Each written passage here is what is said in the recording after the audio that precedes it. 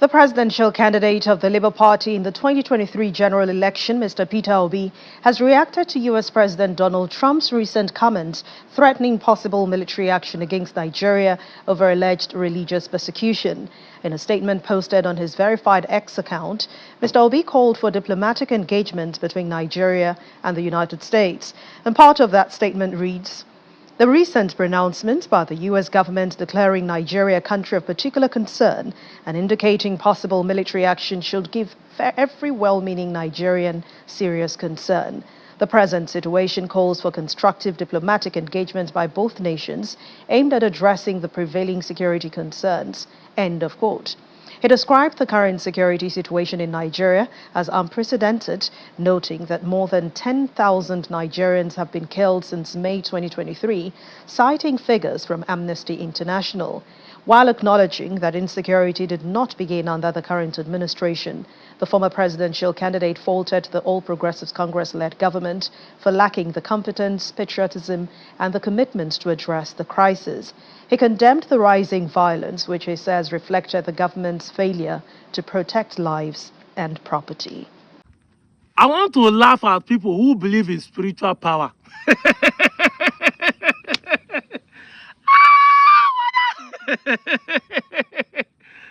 Hey, Abego, you can call me whatever you want. You can call me any name that you want. If you even call me delusional, if you even insult my mouth and my teeth, I will repeat again. None of your babalawo and pastor has any spiritual power. None. I don't say some. None of them have any spiritual power. Hey, somebody there far away America make a tweet. I will bring gun blazing to Nigeria. All of Nigeria, they panic. They panic.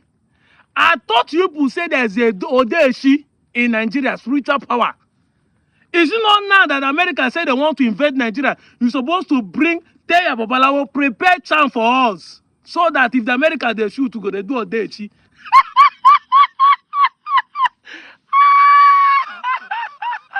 Nigerians are living in delusion, living in bondage. Ignorant is our major problem. Shebi they can say, nothing can save. But bullet don't enter. Cut my village or there. One person just make a tweet. Nigerians are panicking. None of them remember someone I get spiritual powers again to stop the bullet from entering body. Oh my, this was sweet me. Hey, when we say this, some of you fail to understand that we are telling you the truth.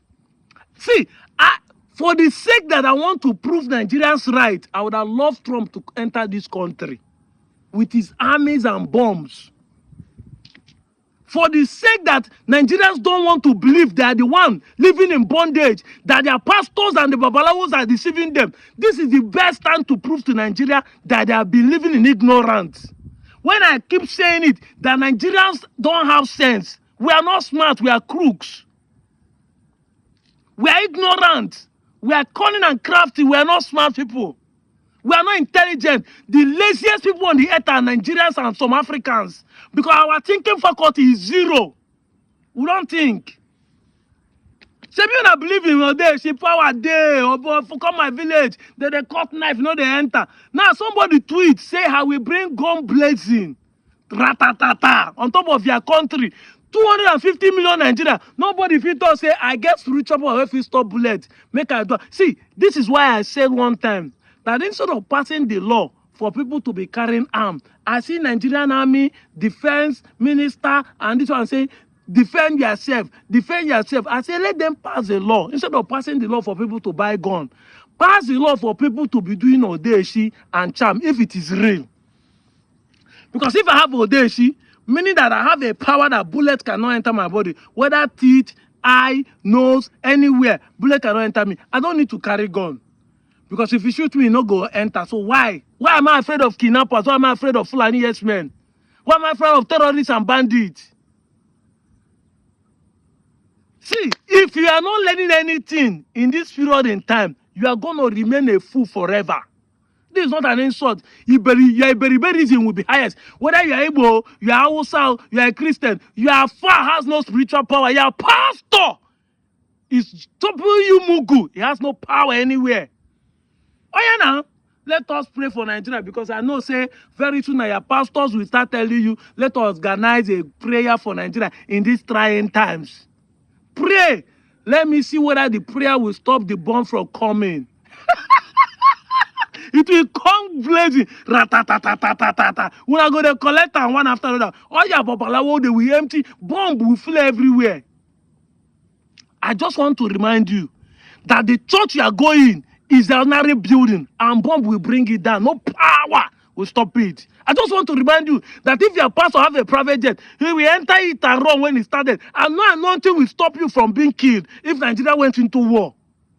I just want to remind you, there is no spiritual power anywhere to save you. If all of us that are going to church on Sunday and mosque on Friday will come together and protest instead of praying against the government for this killing, it will stop.